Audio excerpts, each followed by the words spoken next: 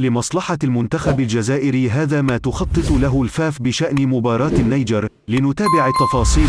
يواجه المنتخب الجزائري منافسه منتخب النيجر أواخر شهر مارس المقبل في تصفيات النهائيات منافسة كأس إفريقيا كان كوت ديفوار 2025. وباشرت الاتحادية الجزائرية لكرة القدم مخططا من شأنه خدمة مصلحة المنتخب الجزائري في مواجهتيه المقبلتين أمام منافسه منتخب النيجر. ويسعى الاتحاد الجزائري لإقامة مباراة الجولة الرابعة من تصفيات كأس إفريقيا في الجزائر، محاولا استغلال عدم توفر النيجر على ملعب مؤهل لاستقبال كتيبة الخضر في 28 من مارس 2023. وتقدم رئيس الفاف زفزاف بطلب لنظيره في اتحادية النيجر لإقامة مباراة الجولة الرابعة من التصفيات بالجزائر أيضا، حسب ما كشفه موقع لا كازيت دو فينيك.